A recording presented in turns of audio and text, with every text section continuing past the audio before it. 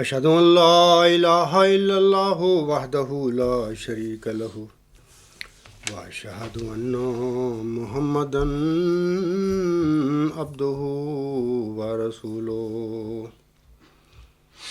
اما بعد فاعوذ باللہ من الشیطان الرجیم بسم اللہ الرحمن الرحیم الحمد للہ رب العالمین الرحمن الرحیم مالک یوم الدین ایاک نعبد و ایاک نستعین اہدنا الصراط المستقیم صراط الذین انعمت علیہم غیر المغضوب علیہم ولا الضالین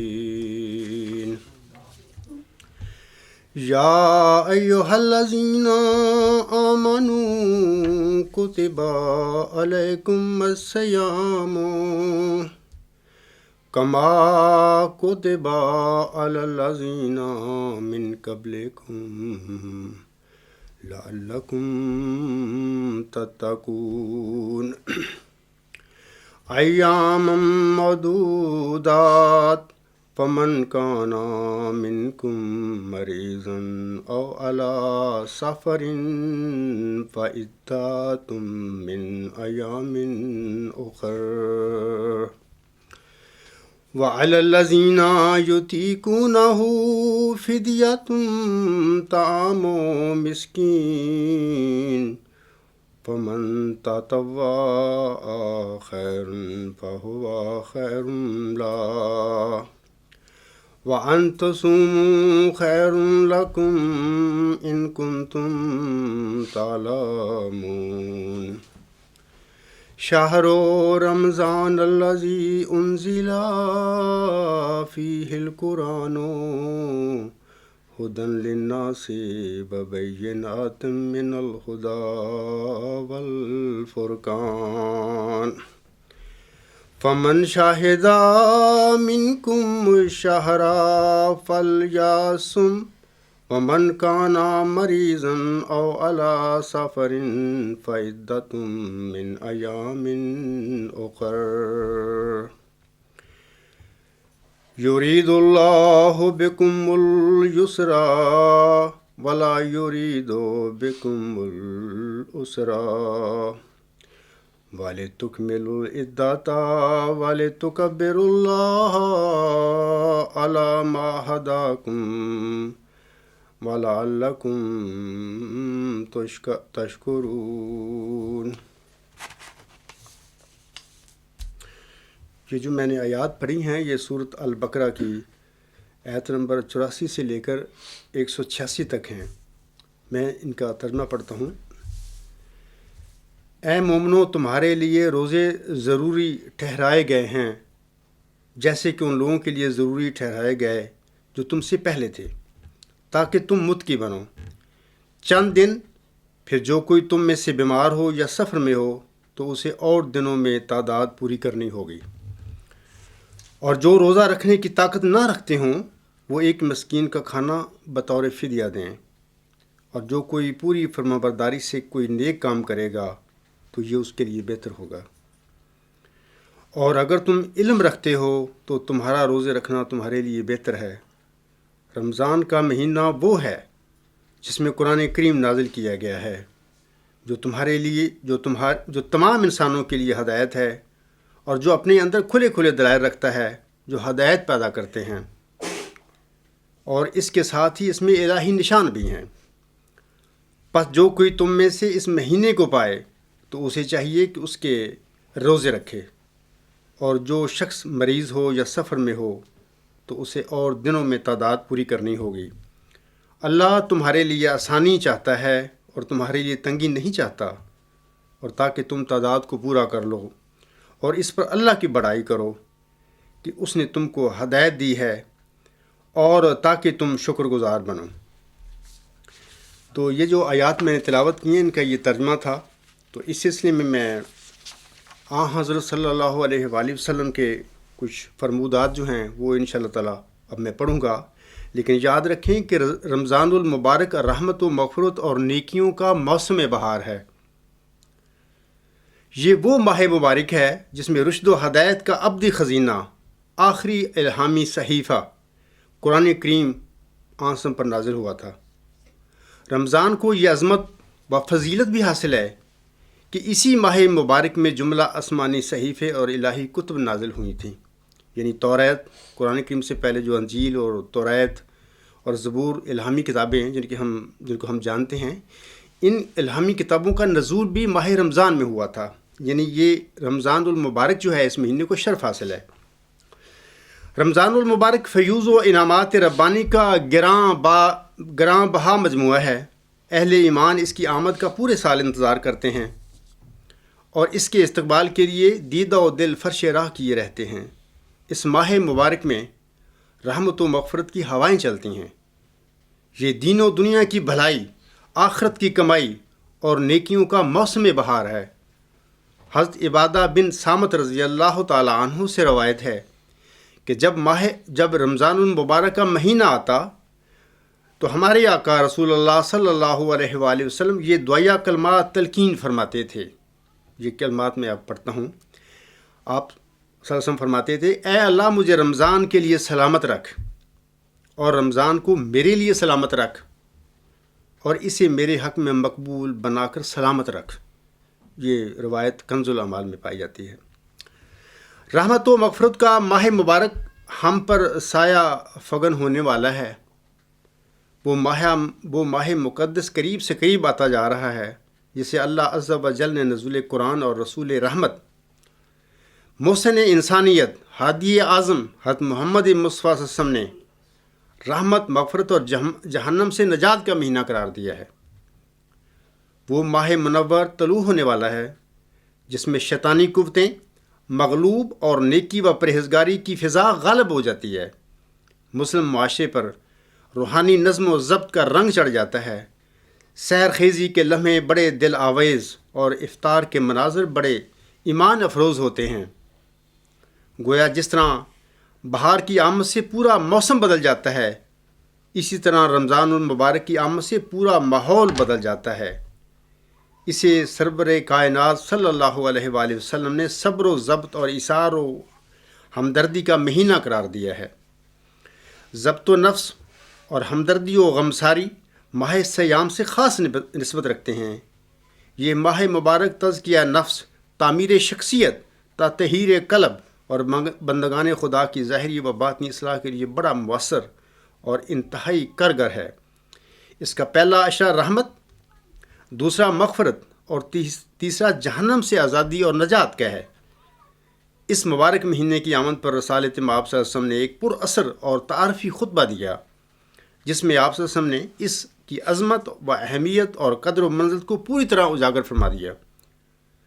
حضرت سلمان فارسی رضی اللہ تعالیٰ عنہ ارشاد فرماتے ہیں کہ شعبان کی آخری تاریخ کو رسول اللہ صلی اللہ علیہ وآلہ وسلم ممبر پر جلوہ افروز ہوئے اور آپ نے ارشاد فرمایا: اے لوگو، تم پر ایک عظیم اور مبارک مہینہ سایہ فگن ہونے والا ہے. ایسا مہینہ جس میں ایک ایسی رات ہے جو ہزاروں مہینوں سے بڑھ کر ہے. اللہ تعالیٰ نے اس مہینے کے دنوں کے روزے فرض اور راتوں کی عبادت نفل قرار دی ہے. جو شخص اس مہینے میں ایک نیک عمل کے ذریعے قرب خدا بندی کا طالب ہو، وہ ایسا ہی ہے جیسے دیگر مہینوں میں فرض عمل کرے. اور جو شخص کوئی فریضہ بجا لائے، وہ ایسا ہی ہے جیسے دیگر مہینوں میں کوئی 70 فرض ادا کرے. آپ صلی اللہ علیہ وسلم نے ارشاد فرمایا: لوگو، یہ صبر کا مہینہ ہے اور صبر کا اجر اور بدلہ جنت ہے. یہ لوگوں کے ساتھ ہمدردی اور غمخواری کا مہینہ ہے. اس میں بندہ مومن کا رزق بڑھا دیا جاتا ہے. جو بندہ اس مبارک مہینے میں کسی روزے دار کو افطار کرائے، اس کے گناہ معاف کر دیے جاتے ہیں. اسے جہنم سے آزادی کا پروانہ ملتا ہے اور روزے دار کے ثواب میں کمی کیے بغیر افطار کرانے والے کو بھی اسی قدر اجر سے نوازا جاتا ہے. یہ سن کر صحابہ کرام رضی اللہ عنہم نے عرض کیا کہ اے اللہ کے رسول، ہم میں سے ہر فرد اپنے اندر یہ وسعت نہیں پاتا کہ وہ دوسرے کے باقاعدہ افطار کرائے۔ اس وقت غربت کا زمانہ تھا اور اس کے اجر و ثواب سے بہرہ یاب ہو۔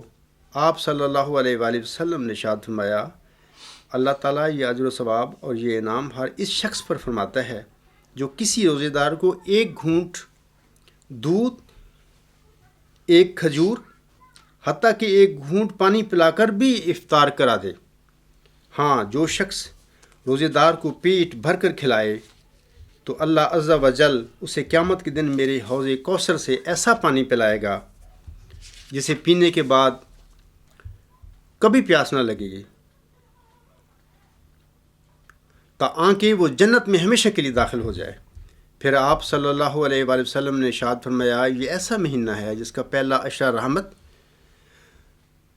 درمیانی عشرہ مغفرت اور آخری عشرہ جہنم سے آزادی کا ہے۔ جو شخص اس مہینے میں اپنے غلام اور خادم اور ملازم کے بوجھ کو ہلکا کر دے تو اللہ عز و جل شانہ ہو اس کی مغفرت فرماتا اور جہنم کی آگ سے آزادی عطا فرماتا ہے۔ اے لوگو، اس مہینے میں 4 چیزوں کی کثرت رکھا کرو: کلمہ طیبہ، استغفار، جنت کی طلب، جہنم کی آگ سے پناہ۔ یہ بہقی ہی شعب الایمان سے یہ روایت ہے۔ حضرت ابو ہریرہ رضی اللہ تعالیٰ عنہ سے روایت ہے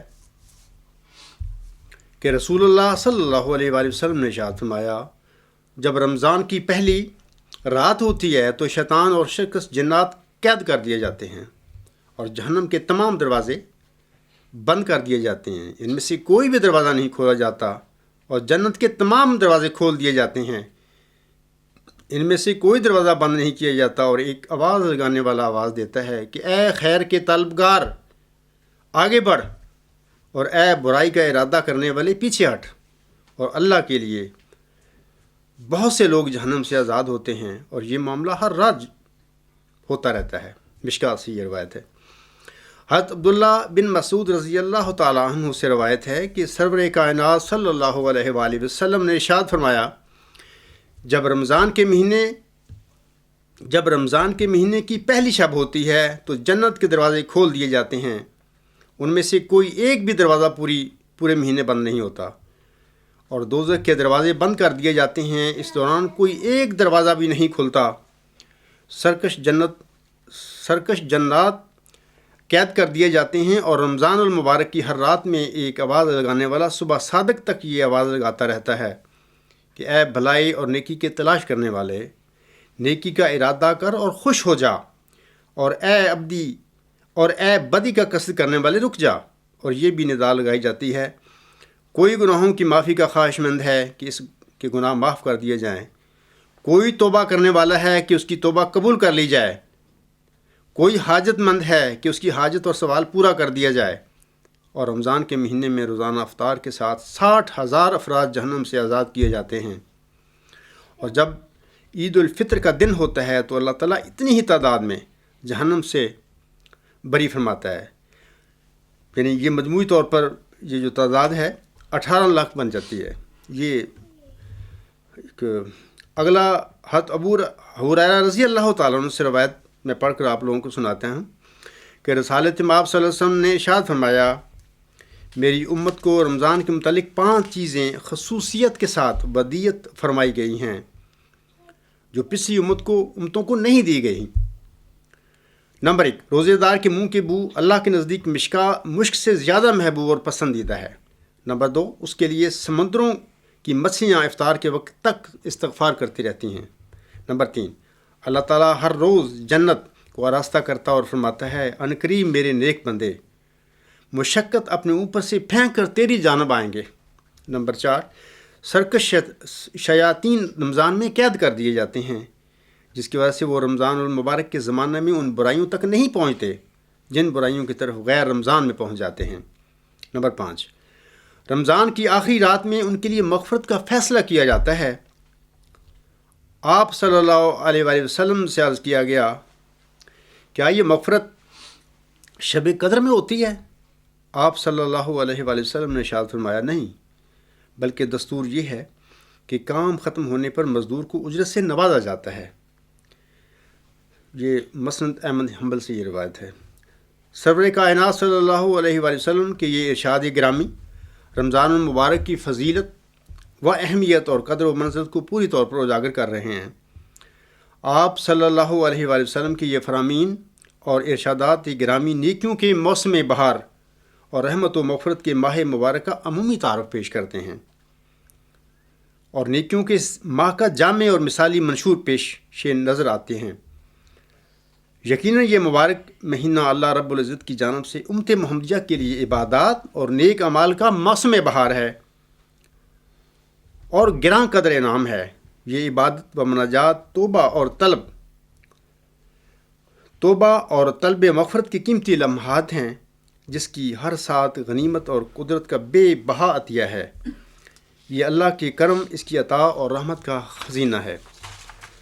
یہ تو ماہ رمضان کی برکات اور وہ جو اللہ تعالیٰ کے انعامات اس مہینے میں مقرر فرمائے گئے ہیں اپنے نیک بندوں کے لیے یا روزہ گزاروں کے لیے جو روزہ رکھتے ہیں، تو اس کا ذکر تھا۔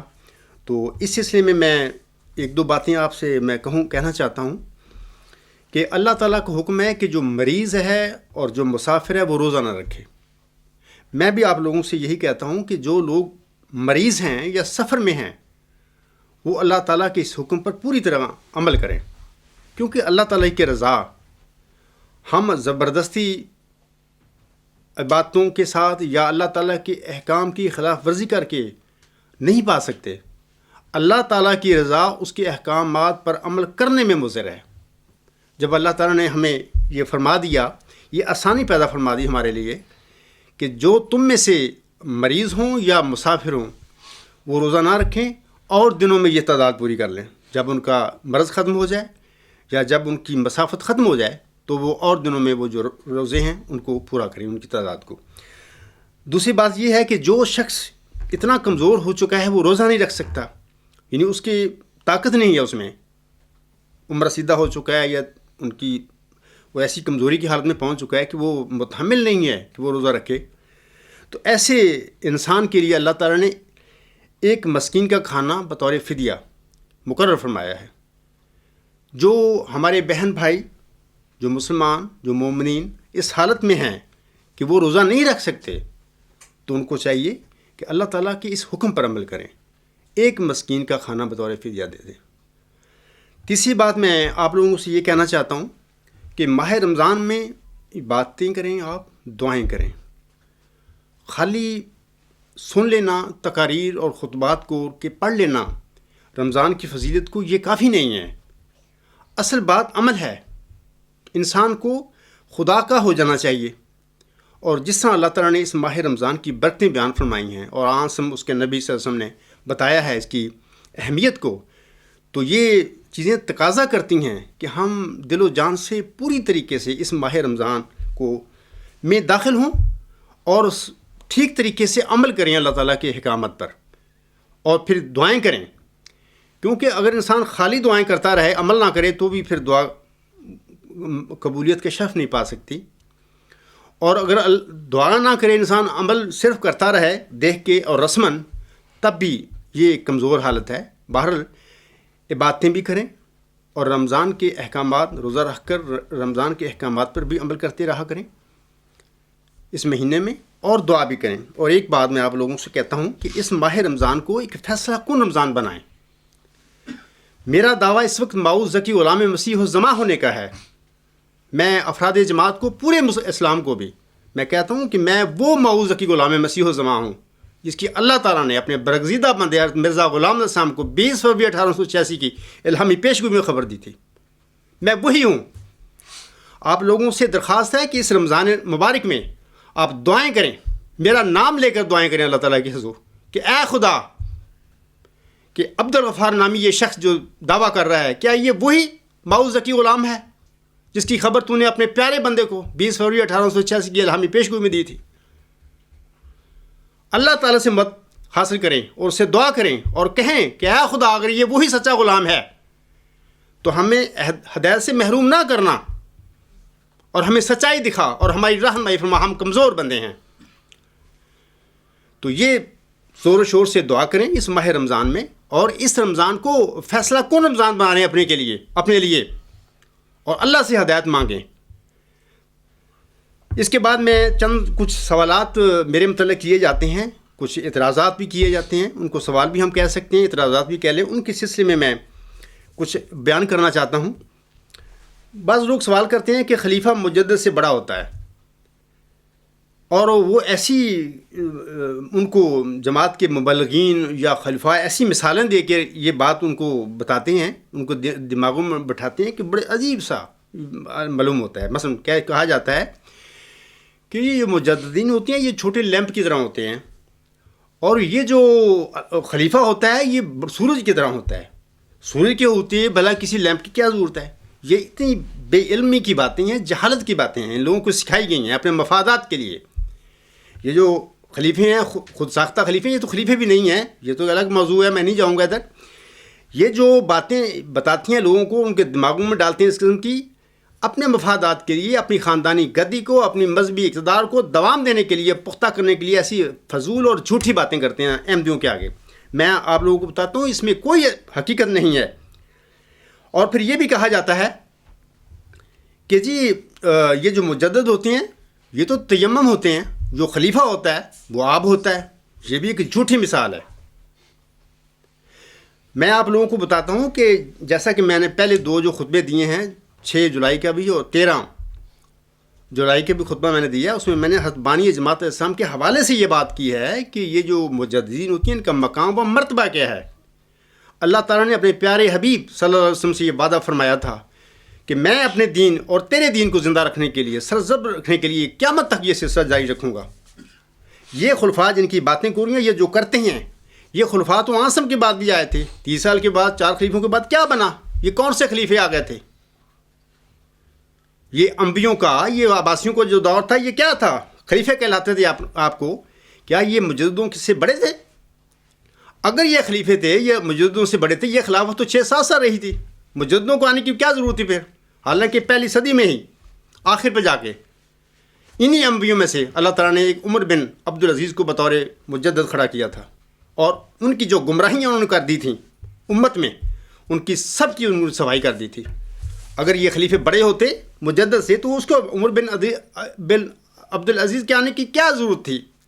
اس لیے یہ جھوٹی باتیں آپ لوگوں کو بتائی جاتی ہیں۔ دوسری بات میں آپ لوگوں کو بتاتا ہوں کہ یہ جو کہتے ہیں کہ مجدد جو اپنا خلیفہ جو آب ہوتا ہے وہ مجدد ہوتا ہے، جو تیمم ہوتا ہے، میں آپ لوگوں کو بتاتا ہوں یہ بڑی جھوٹی باتیں کرتے ہیں لوگ، آپ لوگوں کو گمراہ کرتے ہیں۔ اور چونکہ آپ لوگوں کا بھی علم اتنا زیادہ نہیں، آپ نے حضرت مرزا صاحب علیہ السلام کو نہیں پڑھا ہوا زیادہ۔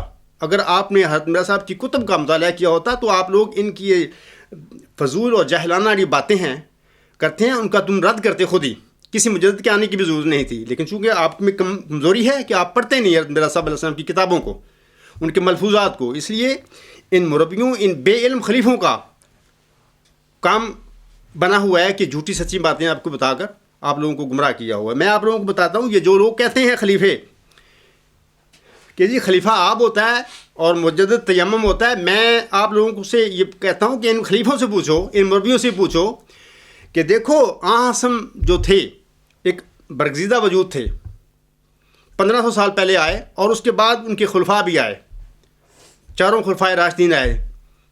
میں ان کا بارے میں آپ کو لوگوں کی ایک بات رکھتا ہوں آگے کہ وہ خلفائے راشدین اور آسم کے درمیان دونوں روحانی وجود تھے، کیا ان میں سے کون آب تھا، کون تیمم تھا؟ کیا آسم تیمم تھے اور خلفائے راشدین آب تھے؟ کیا ہم تصور کر سکتے ہیں اس قسم کی نبیوں اور مجددوں کی یہ احانت کر رہے ہیں یہ خلیفے؟ یعنی ان کو تیمم قرار دے رہے ہیں، اور خود سے میری مراد ہے کہ جب خلفائے راشدین بھی آپ نہیں ہو سکتے، آپ صرف وہ سراج منیر تھا حضرت محمد مصطفیٰ صلی اللہ علیہ وسلم، وہ تیمم کی حیثیت رکھتے تھے 4 خلفائے راشدین۔ تو یہ تو خلفائے راشدین بھی نہیں، یہ تو غلط لوگ ہیں، یہ تو بلائے دمشق ہے۔ یہ کس قسم کے بہانے اور ڈھکوسے لگاتے ہیں اور لوگوں کو گمراہ کرتے ہیں۔ وہ کہتے ہیں کہ ہم آب ہیں اور مجدد تیمم ہے، جبکہ سارے نبی اور سارے مجددین جو ہیں وہ آب ہوتے ہیں۔ وہ اس لیے دنیا میں آتے ہیں تاکہ لوگوں کو رحمت خداوندی سے باخبر کریں، اور وہ جو فساد اور اس قسم کے نام نہاد خلفات ڈال دیتے ہیں، اپنی نفسانی فساد اپنی جماعتوں میں، اپنی امتوں میں، ان کو صاف کرنے کے لیے آتے ہیں۔ وہ رحمت خدا بد نہیں ہوتے ہیں، وہ آب ہوتے ہیں، اور چونکہ یہ سلسلہ آب کا ہمیشہ دائمی نہیں رہ سکتا، اللہ تعالیٰ اس بندے کو اٹھا لیتا، اس کے بعد پھر یہ جو آتے ہیں ان کے جانشین، سچے جانشین، میں ان کی پہلے بات کر رہا ہوں، وہ بھی تیمم کی حیثیت رکھتے ہیں، وہ آپ نہیں ہوا کرتے۔ آپ صرف اللہ تعالیٰ کا الہام یافتہ بندہ جو کھڑا ہوتا ہے وہ ہوتا ہے، اور یہ جو ان کی جگہ کے بعد، ان کی وفات کے بعد آتے ہیں خلفائے راشدین جو سچے ہوتے ہیں، وہ بھی تیمم کی حیثیت رکھتے ہیں، وہ بھی آپ نہیں ہو سکتے۔ تو ان کی تو بات ہی اور ہے۔ 1954 سے لے کر آج تک جو ہو رہا ہے سلسلہ، یہ آ رہے ہیں لوگ، یہ تو دمشقی بلا ہے، یہ تو قبضہ گروپ کے نمائندے ہیں، یہ کہاں آپ ہو سکتے ہیں؟ اور عجیب بات ہے کہ یہ مجددین کو اور مرسلین کو تیمم بنا کر بیٹھے ہوئے ہیں، اور خود آپ بنے ہوئے ہیں، سب جھوٹ ہے۔ دوسری بات میں آپ لوگوں کو یہ کہتا ہوں کہ میرا جو خطبہ ہے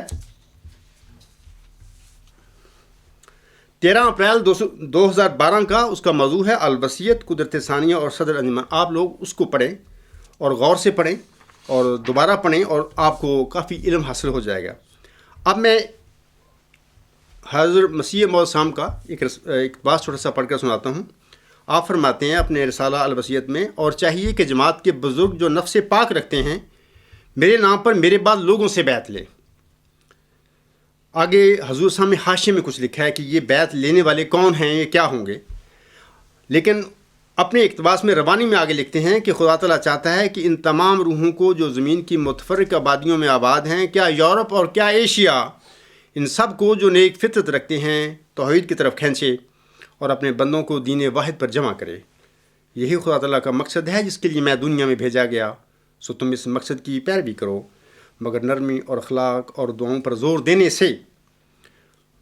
اور حضور آگے فرماتے ہیں یہ اینڈ ہے، یہ خلاصہ ہے اپنے ان کی اقتباس کا، ان کی تحریر کا، اور ان کے مدعا اور مقصد کا جو بیان کرنا چاہتے ہیں، یہ خلاصہ ہے۔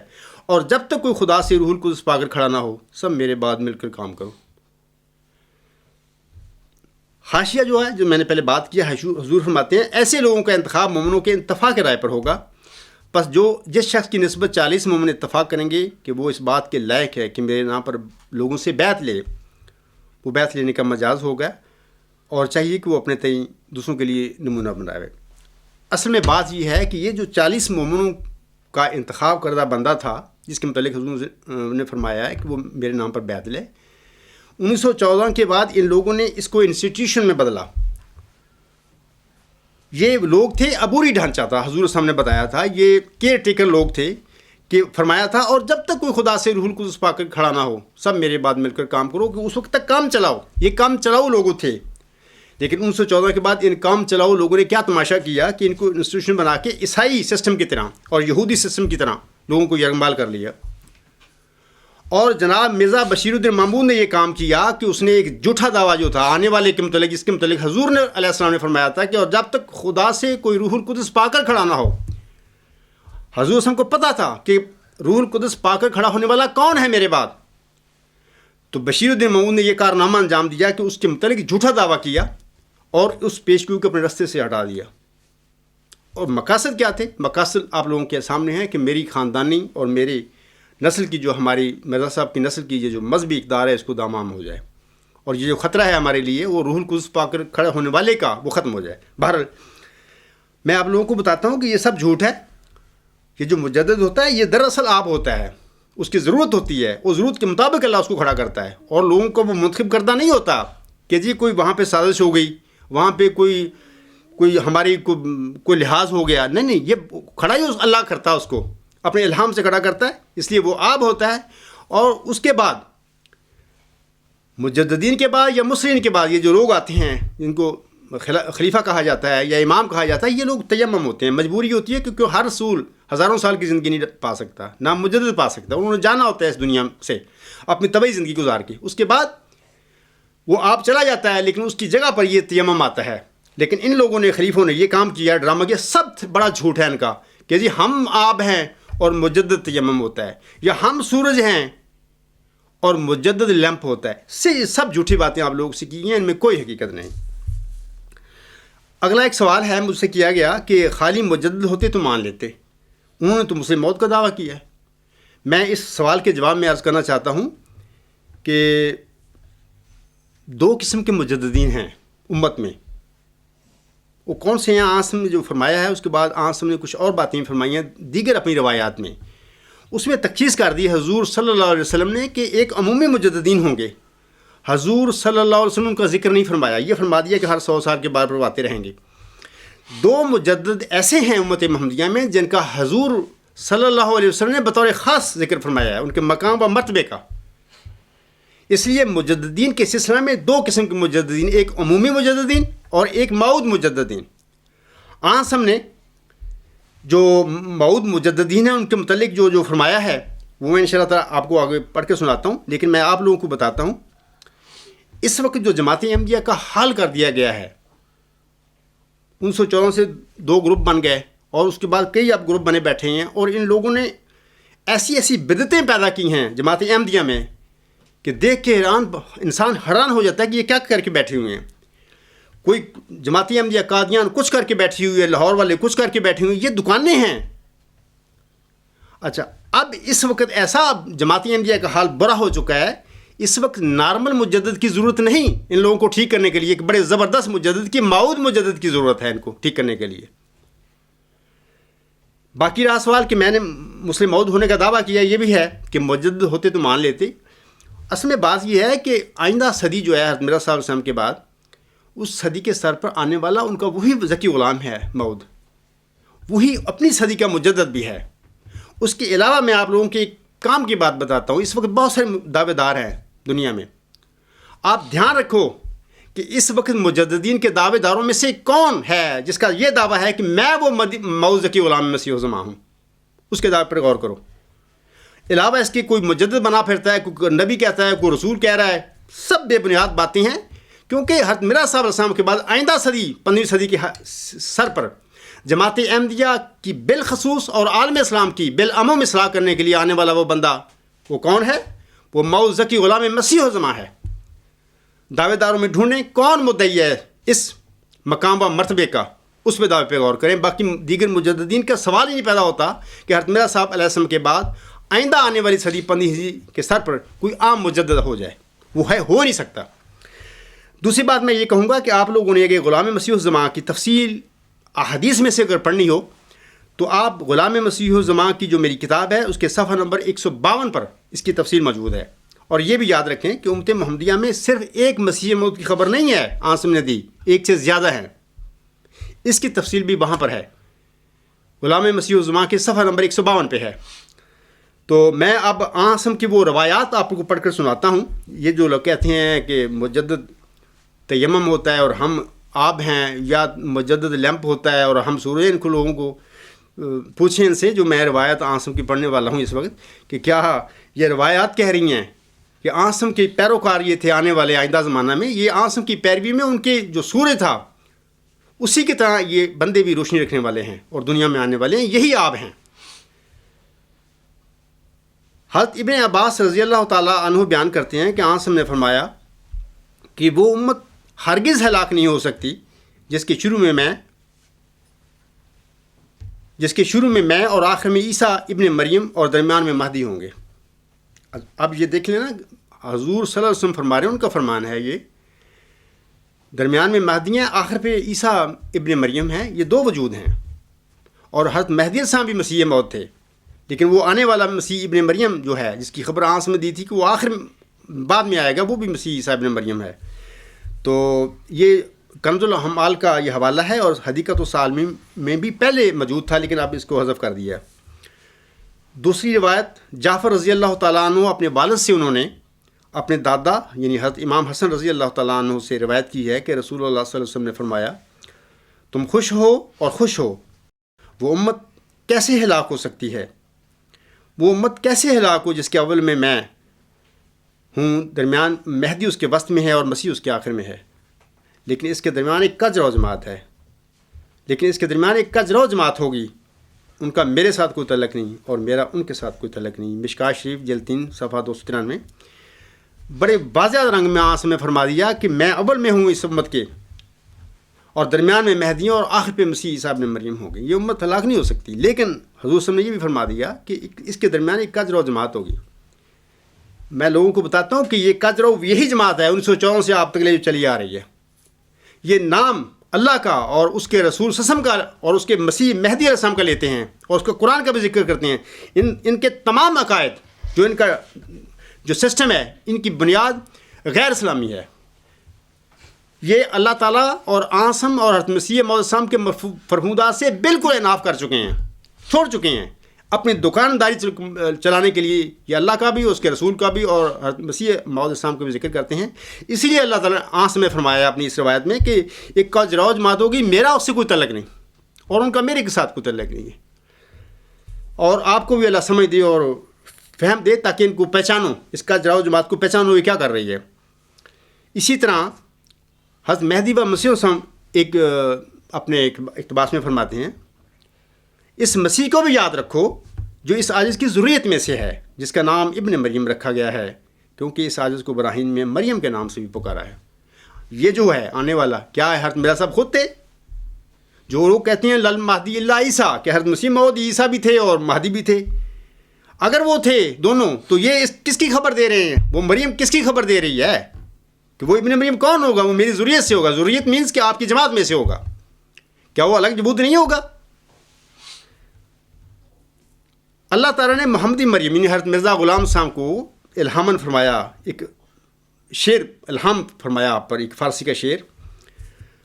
اللہ تعالیٰ فرماتا ہے اپنے کلام میں, زی درگاہ خدا مرد بسد اعزاز می آید, مبارک بادت اے مریم کہ عیسیٰ باز می آید.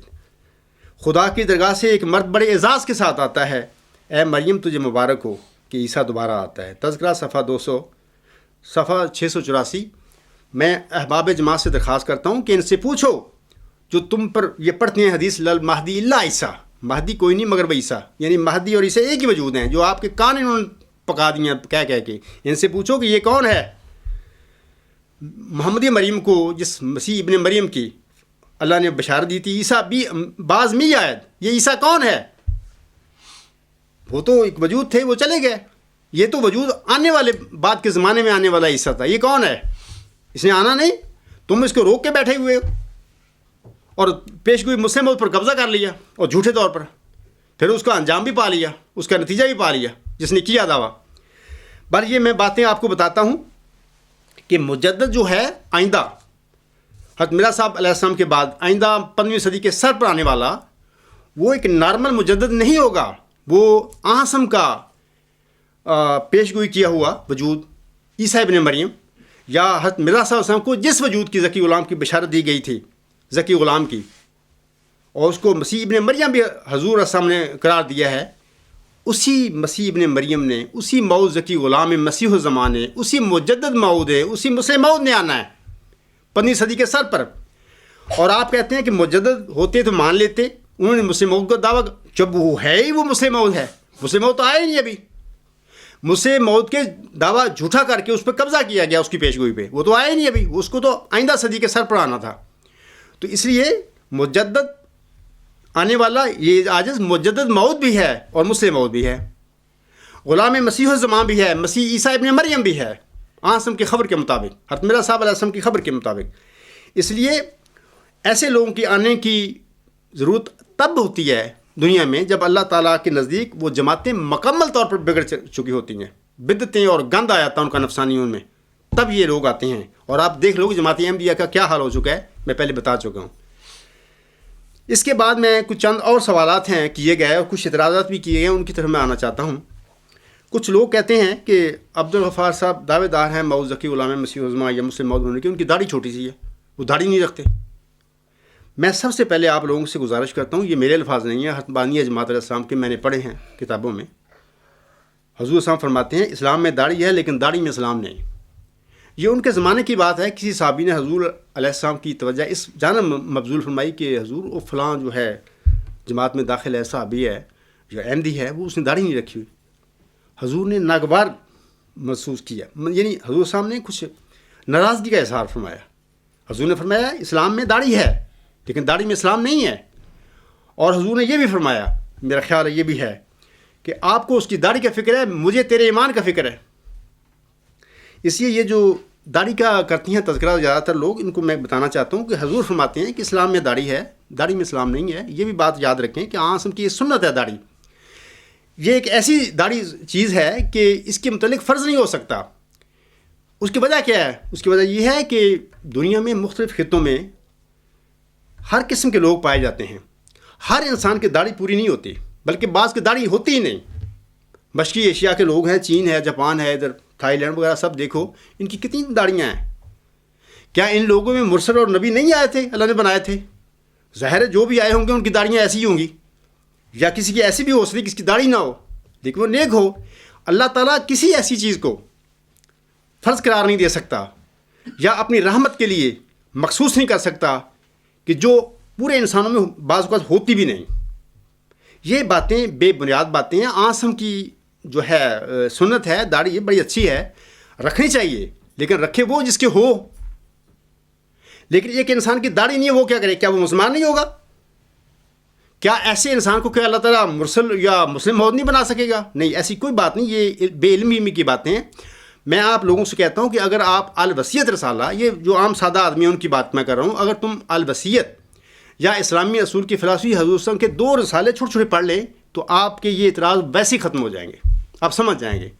آپ لوگوں کے دلوں میں یہ اعتراض تب پیدا ہوئے ہیں کہ آپ لا علم ہیں، آپ نے حضرت مرزا صاحب علیہ السلام کو بھی نہیں پڑھا ہوا، آپ نے صرف یہ نام نہاد خلفائیں، ان کی یوم مسلم موعود، خلافت کی برکتیں، ان کے اجلاس اسٹینڈ کیے ہوئے ہیں، کتابوں نہیں آپ نے پڑھی، بلکہ ان لوگوں نے آپ کو حضرت مرزا صاحب علیہ السلام کے لٹریچر سے دور رکھا ہوا ہے۔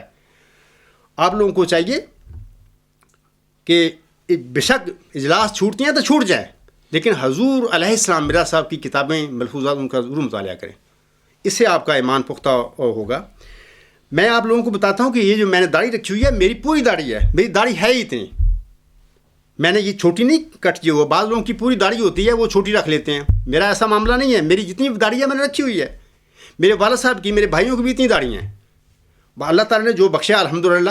اگر پوری داڑھی اللہ دے دیتا تو میں پوری رکھ لیتا۔ بعض یہ بھی بات رکھیں، یاد رکھو کہ پوری داڑھی آنسم نے جو ہے جیسے فرمایا ہے کہ وہ اگر پوری داڑھی کسی انسان کی ہے وہ تو ٹھیک ہے، وہ تو ایسے رکھے خوبصورت لگے گی۔ جس کی انسان کی داڑھی تھوڑی سی ہے وہ تو اسی رنگ میں رکھے گا جو خوبصورت لگے گی چہرے پہ۔ یاد رکھیں آنسم خوبصورت تھے اور خوبصورتی کو پسند کرتے تھے، وہ نہیں چاہتے تھے کہ جس انسان کی چھوٹی سی داڑھی ہے وہ بھی اتنی بڑی داڑھی رکھ لے اور کارٹون بن جائے، ایسی بات نہیں ہے۔ وہ بڑا حکیم انسان تھے، مخبر صادق تھے، انہوں نے داڑھی سنت رکھی، ان کی پوری داڑھی تھی، اور امت کو بھی کہا آپ بھی داڑھی رکھا کریں۔ لیکن یہ بھی ہے، میں آپ لوگوں کو کہتا ہوں کہ ہر انسانوں کو چاہیے کہ داڑھی اس طرح رکھیں کہ جو ان کے چہرے پہ خوبصورت لگے، نہ کہ جی آنسم میں فرمایا اتنی لمبی داڑھی اتنی رکھیں اور اپنے آپ کو ایک تماشا بنا لے، درست نہیں، یہ لازمی کی باتیں ہیں۔ داڑھی رکھیں، ضرور رکھیں، آنسم کی سنت ہے، لیکن اس انداز سے رکھیں کہ جو خوبصورت لگے چہرے پہ، آپ حسین نظر آئیں، نہ کہ تماشا آپ کو بنا دیں آنسم کی سنت پہ عمل کرتے ہوئے۔ اور یہ بھی یاد رکھیں کہ یہ کوئی فرض نہیں ہے، اسلام میں داڑھی ضرور ہے لیکن داڑھی میں اسلام نہیں ہے۔ تو اس لیے میں جو داڑھی پہ میرے پہ اعتراض کرتے ہیں، میں ان سے کہتا ہوں کہ میں نے جو داڑھی میری ہے جتنی ہے میں نے پوری رکھی ہوئی ہے، اور میں نے اس انداز سے میری داڑھی ہے جو خوبصورت لگے، اچھی لگے۔ تو امید ہے آپ لوگوں کے اس اعتراض کا جواب آپ کو مل گیا ہوگا۔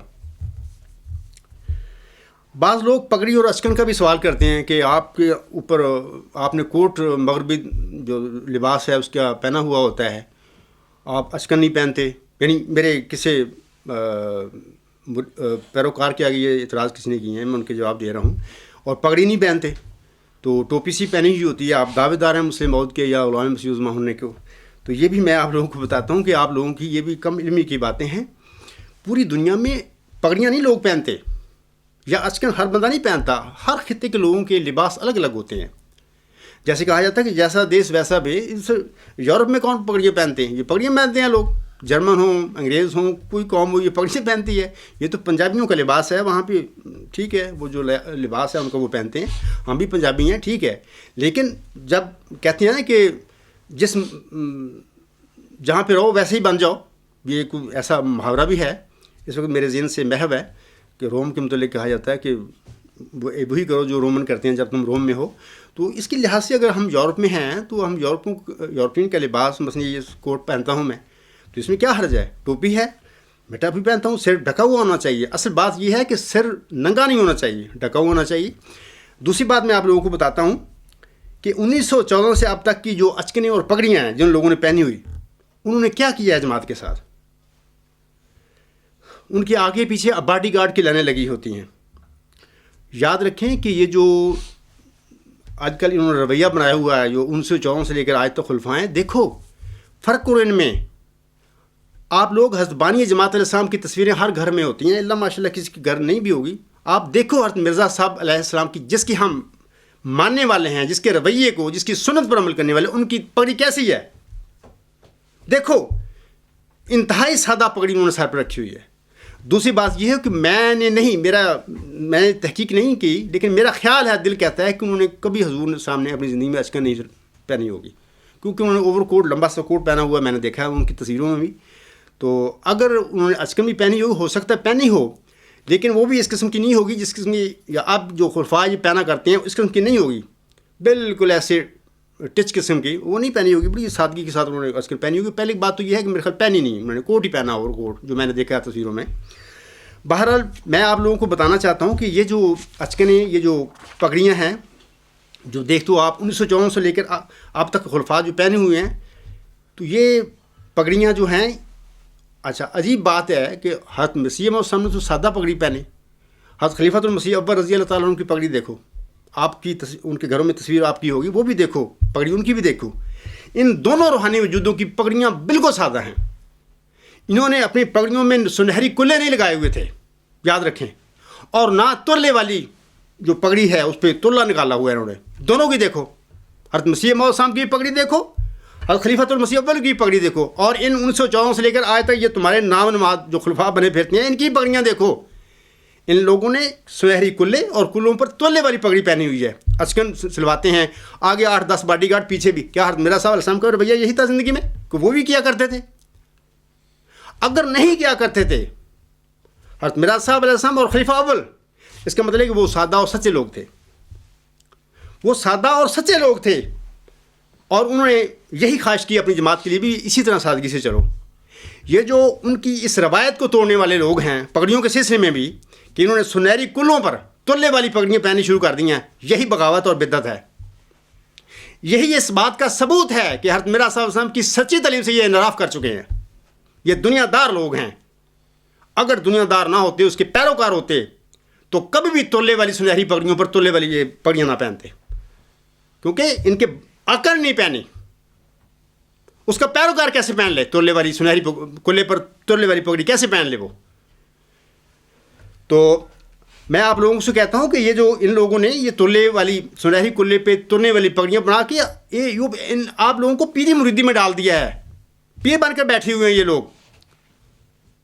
میں آپ لوگوں کو ان پیر نما خلیفوں سے چھڑانے آیا ہوں، اور آپ لوگ خواہش کر رہے ہیں کہ میں بھی ان پیر نما خلیفوں جیسا حلیہ بنا لوں. عجیب بات ہے. میں تو چھڑانے آیا ہوں ان لوگوں سے، ان کے جبر سے، ان کے ظلم سے، ان کے نظام سے، اور ان کی اسیری سے آپ لوگوں کو آزاد کرنے آیا ہوں. اور آپ کہہ رہے ہیں کہ میں بھی اس کی طرح ہو جاؤں، کیونکہ یہ تو انحراف شدہ لوگ ہیں. انہوں نے ارتداد اختیار کیا میرا صاحب السلام کی تعلیم سے. دوسری بات میں آپ لوگوں سے بتانا چاہتا ہوں کہ اصل میں حضرت مہدی و مسیح موعود علیہ السلام کی جو روحانی پگڑی تھی سادہ سر پہ، اس کا روحانی وارث تو ان کا آپ کا موعود ذکی غلام ہے. لیکن حضور صاحب کا لڑکا مرزا بشیر الدین محمود احمد مسلم موعود کا جھوٹا دعویٰ کر کے اس روحانی پگڑی پر قبضہ کر کے بیٹھا ہوا ہے. یاد رکھیں یہ بات. میں پگڑی کے سلسلے میں آپ لوگوں کو باتیں بتانا چاہتا ہوں کہ وہ پگڑی جو روحانی پگڑی حضور صاحب کی ہے، اس کا اصل وارث ان کا وہ روحانی فرزند ہے، وہ ذکی غلام ہے. لیکن ان کا بیٹا جال سازی کر کے مرزا بشیر الدین محمود اس پگڑی پر قبضہ کر کے بیٹھ گیا، اور پھر آگے وہ پگڑی آگے اولاد پہ اور نسل در نسل چلا رہا ہے. میں آپ لوگوں کو بتانا چاہتا ہوں کہ خاصہ کا جماعتی خلفاء اور جماعتی احمدیہ میں حضور صاحب کی اسی پگڑی کا جھگڑا ہے. یہ اس پگڑی کے حقدار نہیں.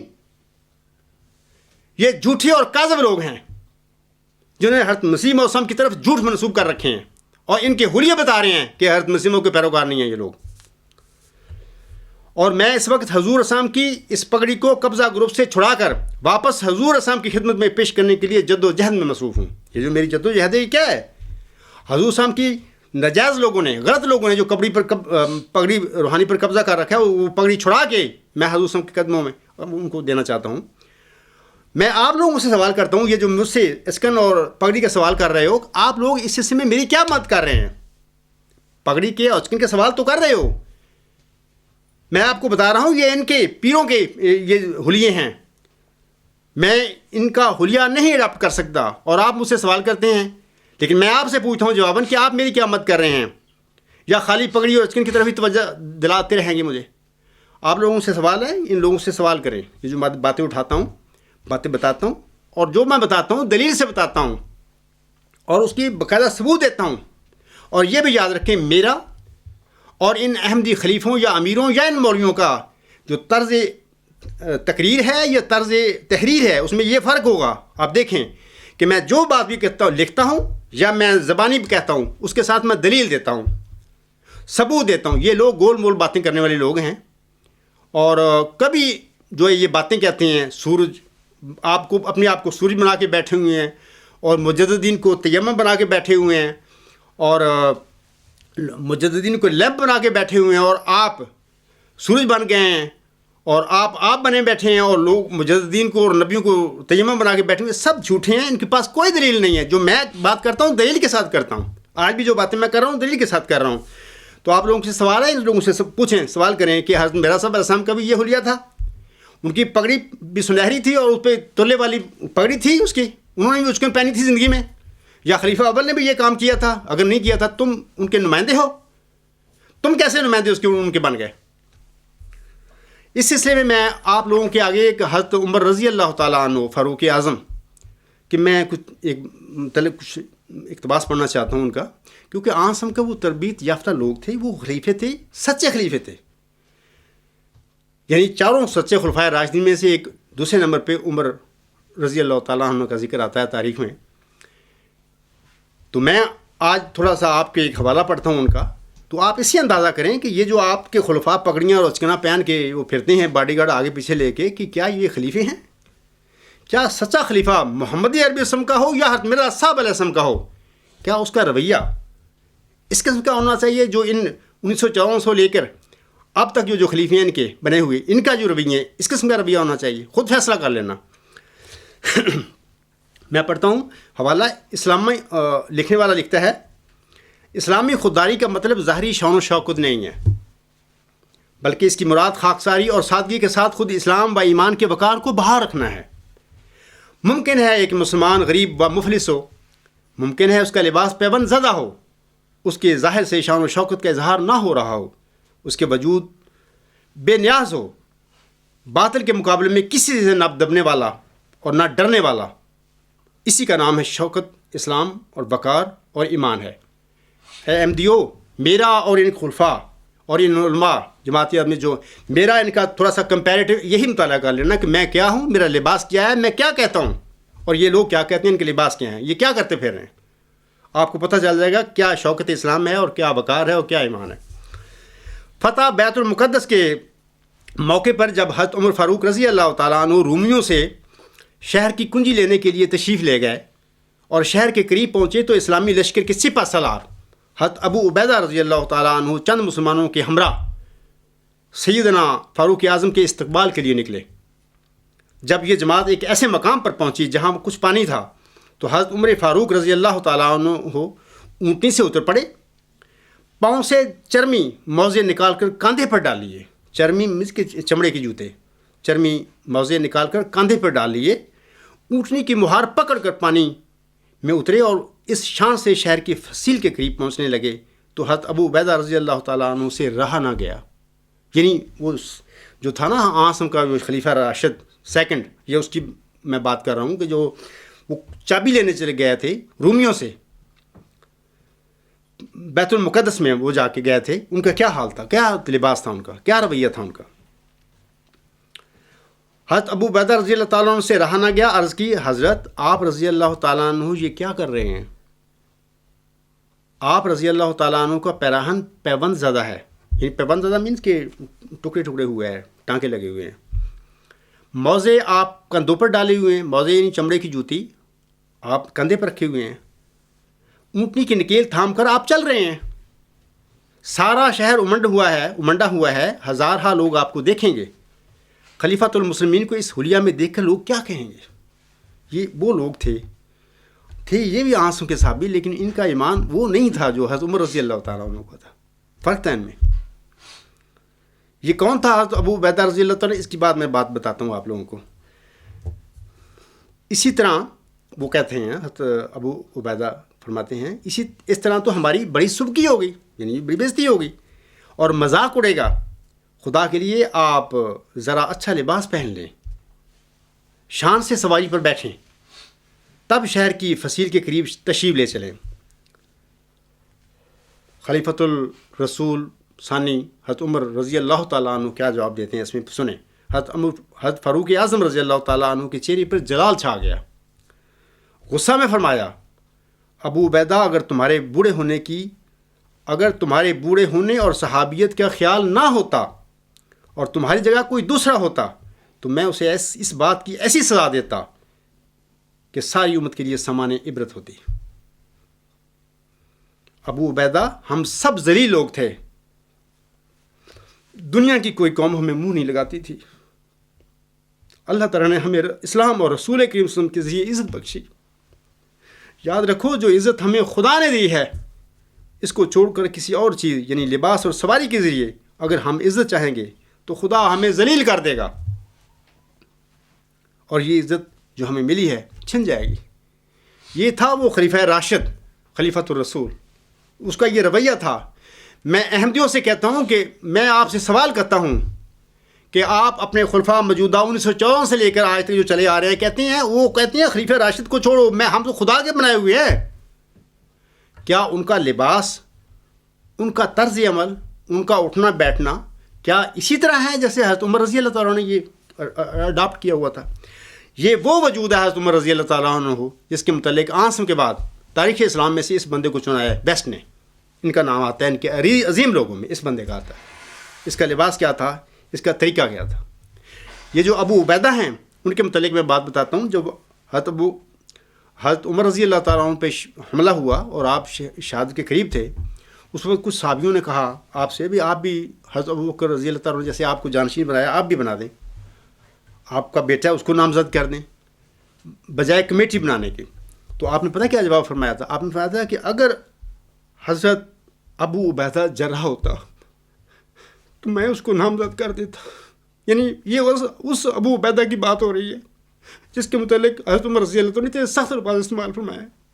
لیکن وہ جانتے تھے کہ یہ بندہ سچا ہے. وہ کہتی ہیں کہ اگر وہ زندہ ہوتا تو آج میں اس کو اپنا جانشین مقرر کر دیتا، لیکن وہ نہیں ہے تو میں کس کو، مجھے ایسا نظر نہیں آ رہا، تو اس لیے میں کمیٹی بنا رہا ہوں. تو اس میں سے اپنا خلیفہ چن لینا. اپنے بیٹے کو بھی انہوں نے اس کمیٹی میں نہیں رکھا بطور خلیفہ ان کو کہ نہیں. تو یہ خلفائے راشدین کے نمونے ہیں جن پر چلنے کی ضرورت تھی جماعت احمدیہ کے خلفاء کو. لیکن مسئلہ یہ ہے کہ چلتے تب یہ خلیفے اگر ہوتے. یہ تو دنیا دار لوگ ہیں. میں آپ لوگوں کو بتا دوں کہ جب تک اسلام کی خلفاء کی یہ حالت تھی جو حضرت عمر رضی اللہ عنہ نے بنائی تھی، اس وقت تک اسلام سے پوری دنیا خوف کھاتی تھی. یہ سادہ لوگ تھے، کیسر و کسریٰ کی سلطنتیں بھی ان سے ڈرتی تھیں. لیکن جب سے یہ خلفاء راشدین کا سلسلہ ختم ہو گیا، ملوک بادشاہ آ گئے، اور جماعت احمدیہ میں 1914 سے لے کر یہ جو ولایت مشک آئی ہوئی ہے، جب سے یہ ان لوگوں نے خواہ وہ اسلامی خلیفے تھے یا احمدی خلیفے ہیں، جب سے انہوں نے یہ عمل اختیار کر لیا ہے تو دنیا میں یہ خود بھی ذلیل و رسوا ہو گئے اور انہوں نے اپنے رویوں سے اسلام کو بھی اور احمدیت کو بھی ذلیل و رسوا کر دیا ہے. میں آپ لوگوں کو کہتا ہوں کہ دعائیں کریں کہ تمہیں خدا ایسے خلیفے دے جن کا طرز عمل اور نمونہ ایسا جیسے حضرت عمر رضی اللہ تعالیٰ نے، حضرت ابو بکر صدیق رضی اللہ تعالیٰ نے اپنی زندگی میں دکھایا تھا. یہ تو مختصر بات تھی. میں انشاءاللہ تعالیٰ آگے بڑھتا ہوں. آپ لوگوں کو میں بتانا چاہتا ہوں کہ میرا خاندانی تعلق پر میں جاٹوں کی نسل سے تعلق رکھتا ہوں. پنجاب سے ہمارا تعلق ہے، جاٹ نسل جو ہے پنجاب میں ہے. اور یہ یاد رکھیں کہ جاٹوں میں پگڑی، ان کا جو لباس ہے اس میں ایک ضروری سمجھا جاتا ہے، وہ پگڑی پہنتے ہیں. ساری جاٹ پگڑی پہنتے ہیں. تو میرے والد صاحب بھی ہمیشہ اپنی زندگی میں پگڑی پہنا کرتے تھے. میرے بھائی بھی اپنی زندگی میں وہ پگڑیاں پہنتے ہیں جس قسم کی پگڑیاں ان کو مل جائیں. تو میں آپ لوگوں کو بتا سکتا ہوں کہ میں انشاءاللہ زندگی میں ایک پگڑی پہنوں گا، کیونکہ میں جاٹ ہوں اور جاٹ کے بیٹا ہوں، اور یہ تو ہمارا خاندانی لباس بھی ہے.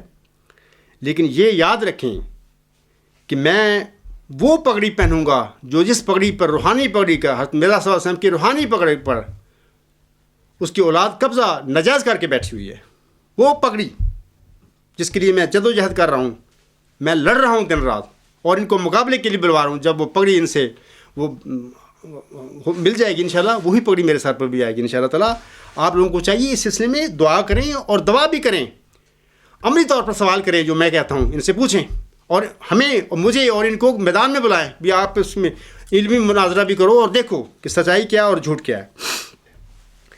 ایک بات میں آپ لوگوں کو یہ بتانا چاہتا ہوں کہ حضرت مہدی و مسیح موعود نے الوصیت میں یہ جو کچھ بیان فرمایا ہے، اگر آپ وہ پڑھ لیں تو آپ کو یہ جو آپ مجھے کہہ رہے ہیں نا اچکن یہ پگڑی نہیں ہے، یہ داڑھی نہیں ہے، یہ ساری باتیں چلی جائیں. یہ آپ لوگوں کو ضرورت ہی نہ رہے یہ باتیں پوچھنے کی، کیونکہ حضور صاحب نے اپنی زندگی میں اس بندے کے، اپنے روحانی فرزند کے متعلق یہ ساری چیزیں بتا دی تھی کہ جب وہ آئے گا وہ ایسا سادہ اور سمپل بندہ ہوگا کہ بہت سارے لوگ اس پہ اعتراض بھی کریں گے. آج جیسے آپ لوگ کر رہے ہو اعتراض، یعنی آپ لوگوں کے اعتراض میری سچائی پر گواہی ہے کہ میں صادق ہوں،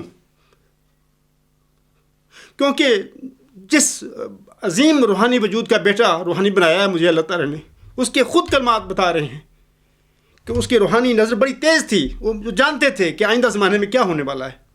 حضور فرماتے ہیں خدا نے مجھے خبر دی ہے کہ میں تیری جماعت کے لیے تیری ہی ذریت سے ایک شخص کو قائم کروں گا اور اس کو اپنے قرب اور وحی سے مخصوص کروں گا، اور اس کے ذریعہ سے حق ترقی کرے گا اور بہت سے لوگ سچائی کو قبول کریں گے. سو ان دنوں کے منتظر رہو.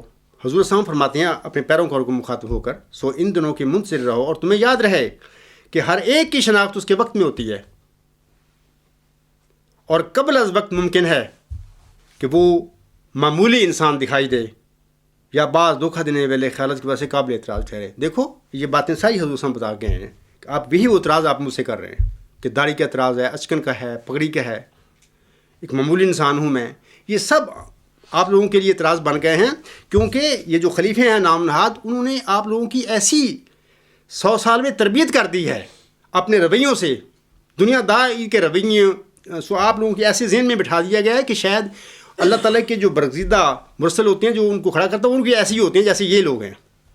حالانکہ یاد رکھیں حضرت مرزا صاحب فرما رہے ہیں کہ قبل از وقت ممکن ہے کہ وہ معمولی انسان دکھائی دے یا بعض دھوکہ دینے والے خیالات کی وجہ سے قابل اعتراض ٹھہرے، جیسا کہ قبل از وقت ایک کامل انسان بننے والا بھی پیٹ میں صرف ایک نطفہ یا حلقہ ہوتا ہے. یہ روحانی خزائن جلد 20 صفحہ 306 حاشیے میں یہ بات حضور صاحب نے لکھی ہے، وہاں سے آپ تصدیق کر لیں. آگے میں بتاتا ہوں کہ یہ جو میں نے خطبہ آج دیا ہے، رمضان کی آمد ہے، رمضان کے سلسلے میں نے دیا ہے آپ لوگوں کو خطبہ. اس کی برکات اور اس کے جو انعامات ہیں وہ کیا ہیں اور ہمیں کیا کرنا چاہیے اس کے متعلق میں نے کہہ دیا ہے. تو میں آپ لوگوں کو بتاتا ہوں چاہتا ہوں کہ خدا نے بطور مسلم موعود، بطور مجدد موعود، بطور مسیح عیسیٰ ابن مریم، بطور ذکی غلام مسیح و زماں مجھے کھڑا کیا ہے. اور یہ مجدد جو ہوتا ہے اس کی کچھ ذمہ داریاں ہوتی ہیں. یہ جو خطبات ہیں رمضان کے متعلق ہوں یا دوسرے ارکان اسلام کے ہیں جو ارکان ایمان ہیں اس کے متعلق، تو آپ سنتے رہتے ہیں. آپ علماء جماعت ہیں، لاہوری ہیں یا قادیانی ہیں یا عالم اسلام میں بھی جو مولوی ان چیزوں کے متعلق باتیں بتاتے رہتے ہیں اور آپ سنتے رہتے ہیں. جو آنے والا جو مجدد ہوتا ہے اس کا بعثت کا مقاصد کیا ہوتے ہیں، میں آپ لوگوں کو اس کے متعلق بتانا چاہتا ہوں. اور یہ میں بتانا چاہتا ہوں کہ میں چاہتا ہوں کہ میں اصل جو ذمہ داری ہے میری، میں ان کی متعلق اپنے خطبات کا سلسلہ رکھوں موڑ کے. ماہ رمضان میں بھی میری کوشش ہوگی کہ میں وہ جو باتیں ہیں، غلط معاملات ہیں جماعت میں راہ آ گئے اور وہ بنا دیے گئے ہیں، ان کی تکذیب کے لیے، ان کو جڑ سے اکھیڑنے کے لیے کہ میں آپ لوگوں کی توجہ آپ کو مبذول کراؤں اور بتاؤں. تحریروں میں بھی اور تقریروں میں چاہتا ہوں کہ میں اپنے وہ جو اصل میرا مقصد ہے اس کی طرف میں اپنے خطبات کا رخ موڑ کے رکھوں. اور یہ جو جمعہ ہے یہ جو خطبہ میں نے دیا ہے آج رمضان کے متعلق، تو یہ اس کو کافی سمجھنا اور رمضان کے روزے رکھیں اور دعائیں کریں اور اس رمضان کو فیصلہ کن بنا لیں اپنے کے لیے. تو حضور صاحب فرماتے ہیں کہ یہ بات مسلمانوں میں ہر شخص جانتا ہے اور غالباً کسی کو بھی ایسی بے خبری نہ ہوگی کہ رسول اللہ صلی اللہ علیہ وآلہ وسلم نے فرمایا ہے کہ اللہ تعالیٰ ہر صدی کے سر پر ایک مجدد کو بھیجتا ہے جو دین کے اس حصہ کو تازہ کرتا ہے جس پر کوئی آفت آئی ہوئی ہوتی ہے۔ یہ سلسلہ مجددوں کی بھیجنا کا اللہ تعالیٰ کی اس وعدہ کے موافق ہے جو اس نے انا نحن نزلنا الذکر و انا لہ لحافظون میں فرمایا ہے۔ ملفوظات جلد 4 صفحہ 2۔ حضور صلی اللہ فرماتے ہیں کہ وہ جو دین کا جو حصہ ہے جس پر آفت آئی ہوتی ہے، یہ تو احمدیت کو تو نام ہی شکل ہی بگاڑ دی گئی ہے، ان لوگوں نے بگاڑ دی ہے، وہ تو ہے ہی نہیں، اس کا صرف نام ہے مرزا صاحب کا، خلیفہ اول کا نام ہے، مرزا صاحب کا نام ہے، عاصم کا نام ہے، اللہ کا نام ہے، اس کے قرآن کا نام ہے، عمل کچھ بھی نہیں ہے، سب کچھ اور بنا دیا گیا ہے۔ تو وہ چیزیں جو بگاڑ دی گئی ہیں ان کی اصلاح میرا مقصد ہے۔ آگے حضور فرماتے ہیں، ایک دوسرا حوالہ ہے، مجدد کا کام اپنے زمانہ کی اصلاح اور اس فتنہ موجودہ کا دور کرنا ہوتا ہے جو سب سے بڑا ہو، اور وہ اسی زمانہ کے مطابق ضروری اصلاح کے لیے آتا ہے۔ ملفوظات جلد 9 صفحہ 438 حاشیہ۔ اچھا، یہ جو فتنہ ہے جس کے لیے اللہ تعالیٰ اس کو کھڑا کرتا ہے مجدد کو، اس کو دور کرنا اس کا اصل ذمہ داری ہوتی ہے۔ یہ جو میں نے کہا ہے کہ یہ خطبات ہیں، یہ ارکان اسلام ہیں یا ارکان ایمان، ان کے متعلق تو آپ سنتے چلے آ رہے ہیں، جماعت احمدیہ میں بھی اور مسلمان بھی سنتے آ رہے ہیں، علماء ان کے متعلق لکھتے رہتے ہیں اور بتاتے رہتے ہیں۔ یہ جو کام ہے جس کے لیے اللہ تعالیٰ مجدد کو مبعوث کرتا ہے، وہ کام وہی کر سکتا ہے، یہ علماء نہیں کر سکتے۔ اس کو خاص علم دیا جاتا ہے روح القدس کے ساتھ، اور اس کو بتایا جاتا ہے۔ اگر عام عالم کرتے رہتے تو اللہ تعالیٰ کسی کو کھڑا بھی نہ کرتا، لیکن ان لوگوں کو کام نہیں ہے عالموں کا یہ باتیں آپ لوگوں کو بتانا، اور وہی بندہ بتاتا ہے جس کو اللہ تعالیٰ الہام کرتا ہے، بتاتا ہے۔ تو اس لیے میری ذمہ داری یہ ہے کہ میں ان باتوں کی طرف توجہ رکھوں جو اس وقت جماعت احمدیہ میں گھڑ لی گئی ہیں جھوٹی، اور ان فتنوں کا کلا کما کرنا ہی میرا مقصد بعثت ہے۔ اچھا، اب سوال یہ پیدا ہوتا ہے کہ احمدیت میں کون سے فتنے پیدا کر دیے گئے ہیں؟ میں آپ لوگوں کو بتاتا ہوں، آج بہت سارے فتنے ہیں جن میں 4 کا ذکر کرتا ہوں۔ نمبر 1، جھوٹا دعویٰ مسلم موعود۔ خلیفہ ثانی صاحب کا دعویٰ جھوٹا ہے، یہ ایک فتنہ عظیم ہے جماعت احمدیہ میں۔ دوسرا فتنہ عظیم جو ہے ختم مجددیت کا ہے۔ اس جھوٹے دعوے کو دائم رکھنے کے لیے، سچا بنانے کے لیے دوسرا جو فتنہ پیدا کیا گیا جماعت میں، وہ عاصم کی جو حدیث ہے مجددیت کی، اس پر حملہ کر دیا گیا کہ وہ ختم ہے، اس کو اب ضرورت ہی نہیں مجدد آنے کی۔ تیسرا، اپنے اس جھوٹے دعویٰ کو بشیر الدین محمود کا جو ہے اس کی اولاد نے اس کو سچا بنانے کے لیے تیسرا جو فتنہ ڈالا ہوا ہے، آزادی ضمیر کی سلبی ہے، یعنی لوگوں سے چھین لیا گیا، کوئی سوال ہی نہیں کر سکتا، سوال کرے گا جماعت سے باہر۔ چوتھا جو فتنہ پڑا ہے یا ڈالا گیا ہے، وہ چندوں اور بالخصوص وسیطی چندے کے نام پر مالی فراڈ۔ یہ ان لوگوں نے کاروبار خاندانی بنا لیا ہے مال کا، اس چندے کو، بالخصوص وسیطی چندے کو جو حضور صلی اللہ علیہ وسلم نے اسلام کی اشاعت اور اسلام کے غلبے کے لیے جاری کیا تھا۔ اور یہ چاروں فتنے جو ہیں، پہلا جو فتنہ ہے جھوٹا دعویٰ مسلم موعود، اس کی وجہ سے پیدا ہوئے ہیں اگلے فتنے۔ اس لیے میرے ضروری جو کام ہیں، امور ہیں، ان فتنوں کو دور کرنا اور لوگوں کو بتانا کہ ان کی حقیقت کیا ہے، یہ لوگ کیا کر رہے ہیں تمہارے ساتھ۔ اس لیے میں ماہ رمضان میں بھی کوشش کروں گا زیادہ تر یہ جو تجدیدی سلسلہ جو میں نے جو فتنہ مجددیت ہے، انہوں نے ختم مجددیت کا جو فتنہ ڈالا ہوا ہے جماعت میں، اس کے سلسلے میں نے 2 خطبے دے چکا ہوں۔ 6 جولائی کو پہلا دیا ہے اور 13 جولائی کو ابھی تک آپ لوگوں نے سنا نہیں، آج انشاءاللہ وہ آن ہو جائے گا۔ کوئی وجود تھی، کوئی کمپیوٹر خراب ہو گیا، اس کی وجہ سے ہم آن نہیں کر سکے۔ آج انشاءاللہ اس خطبے سے پہلے آپ لوگ اس کو بھی سن لیں گے۔ تو 2 خطبے ہو چکے ہیں۔ آئندہ میں چاہوں گا کہ رمضان میں بھی اپنی ان خطبات کا تسلسل جاری رکھوں، اور یہ جو فتنہ ختم مجددیت کا ڈالا گیا ہے جماعت احمدیہ میں، اپنے جھوٹے دعویٰ مسلم موعود جو ہے خلیفہ ثانی کا، اس کو سچا بنانے کے لیے اور اس کو برقرار رکھنے کے لیے یہ جو میں نے شروع کیا ہوا ہے، تو انشاءاللہ میں اس کا ہی تسلسل جاری رکھوں گا، اور اکا دکا انشاءاللہ تعالیٰ دیگر امور بھی جو ضرورت پڑے گی تو میں انشاءاللہ تعالیٰ اس کے متعلق بھی بیان کرتا رہوں گا۔ میں ایک بات آپ لوگوں کو اور بتانا چاہتا ہوں آج۔ یاد رکھیں کہ آج تک میرے جن پیروکاروں نے غلام مسیح الزمان سے اپنی محبت کے اظہار کے لیے کچھ نذرانہ پیش کیا، خاکسار نے ان کی حوصلہ افزائی کے لیے ان کی محبت کے تحفے کو قبول کیا، لیکن یاد رکھیں کہ خاکسار نے محبت کے اس نذرانے میں قریباً اتنے ہی رقم اپنی جیب سے ڈال کر غریبوں کے آگے پیش کر دی۔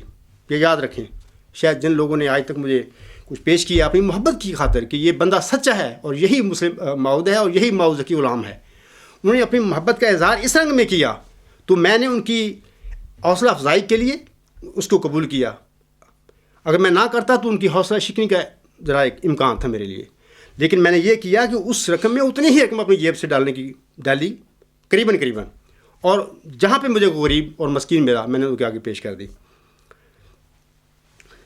اے قادیانی احمدیوں، میرا آپ سے سوال ہے کہ 1954 سے لے کر آج تک کیا تمہارے قادیانی خلیفوں کا بھی یہی رویہ ہے؟ کیا وہ یہی کرتے ہیں؟ اگر نہیں تو ان کی معقول تنخواہیں جماعت دے رہی ہے، ان کے اہل و عیال کی بھی خرچے سب ذمہ داریاں پوری کر رہی ہے جماعت. اس کے باوجود یہ لاکھوں اور کروڑوں کے یہ نذرانے لیتے ہیں لوگوں سے، وہ اپنی جیب میں کیوں ڈالتے ہیں؟ کیا ان کو ڈالنے چاہیے؟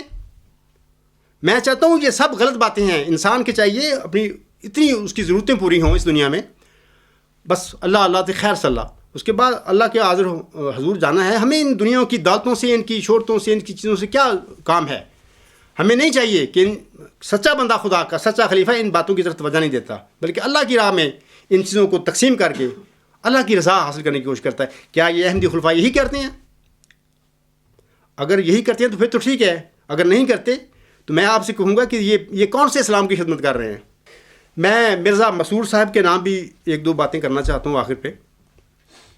میں نے سنا ہے جلسہ کینیڈا کے بعد ٹورنٹو میں آپ نے، یعنی مرزا مسعود صاحب نے، آپ نے اپنے حواریوں کے ساتھ میرے ایک مخلص پیروکار کے گھر کے آگے یا قریب کھڑے ہو کر نعرے بازی کا ڈرامہ رچایا ہے.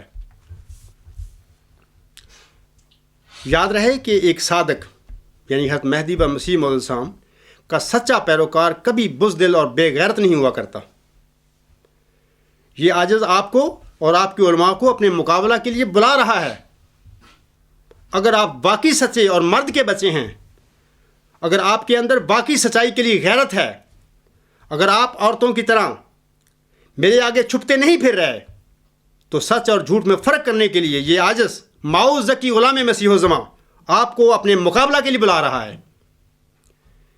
تم میرے پیروں کے گھروں کے آگے تحفظ ختم نبوت والوں کی طرح نعرے بازی کا ڈرامہ رچانے کی بجائے میرے مقابلہ کے لیے میدان میں کیوں نہیں آتے؟ آپ اور آپ کے علماء میرے مقابلے کے لیے کبھی میدان میں نہیں آئیں گے،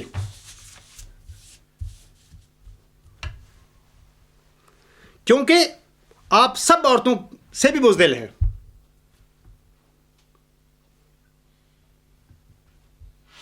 آپ بزدل اس لیے ہیں کیونکہ آپ کا تعلق قابضین کے اس گینگ کے ساتھ ہے جس کی اللہ تعالیٰ نے بانی جماعت الاسلام کو بلائے دمشق کے الہام میں خبر دی تھی.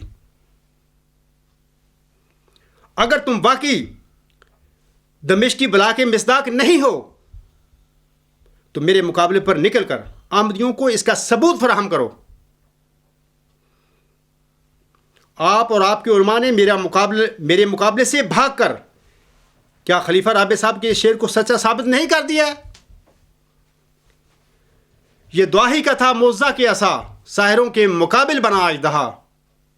آج بھی دیکھنا مرد حق کی دعا، سحر کی ناگروں کو نگل جائے گی.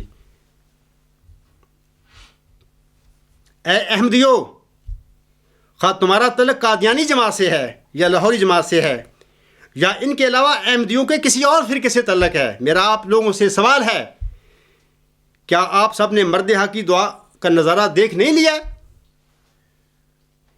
یہ مرد حق کی دعا ہے جو آج تمہارے سامنے کھڑا ہے. یہ ہوتی ہے صداقت اور سچائی اور حقیقت. آپ ان لوگوں کے پیچھے لگے ہوئے جو دن رات آپ کو گمراہ کرتے پھر رہے ہیں، ان سے کہو، خواہ یہ لوگ جماعت احمدیہ لاہور کے سے تعلق رکھنے والے سربراہ ہیں یا قادیانی ہیں، ان کے کہو کہ آئیں میدان میں نکل کر میرا یعنی اس عاجز کا مرد حق کی دعا کا مقابلہ کریں. کبھی نہیں کریں گے انشاءاللہ.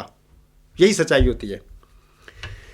مرزا مسعود صاحب، میں آپ سے درخواست کرتا ہوں، امت محمدیہ صدیوں سے اللہ تعالیٰ کی اس سچے وعدہ هو الذی ارسل رسولہ بالہدی ودین الحق لیظہرہ علی الدین کلہ کی تکمیل کا نظارہ دیکھنے کی متمنی ہے امت محمدیہ صدیوں سے.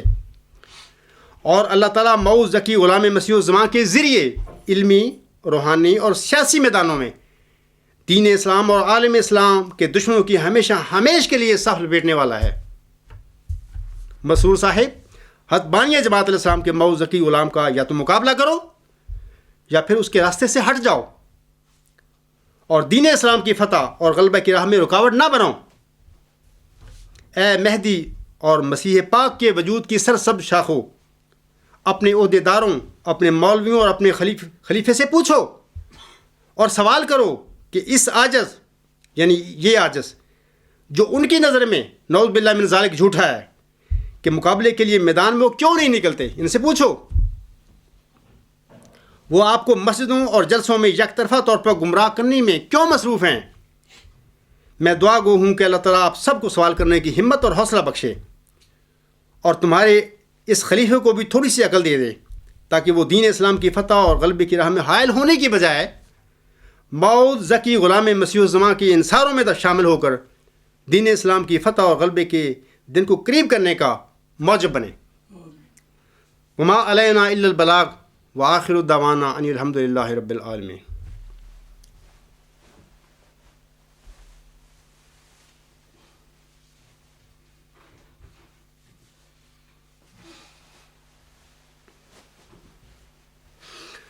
الحمد للہ نحمدہ ونستعینہ ونستغفرہ ونؤمن بہ ونتوکل علیہ ونعوذ باللہ من شرور انفسنا ومن سیئات اعمالنا من یہدہ اللہ فلا مضل لہ ومن یضللہ فلا ہادی لہ ونشہد ان لا الہ الا اللہ ونشہد ان محمدا عبدہ ورسولہ۔ عباد اللہ رحمکم اللہ ان اللہ یامر بالعدل والاحسان وایتاء ذی القربی وینہی عن الفحشاء والمنکر والبغی یعظکم لعلکم تذکرون۔ اذکروا اللہ یذکرکم وادعوہ یستجب لکم وَلَذِکْرُ اللَّهِ أَکْبَرُ۔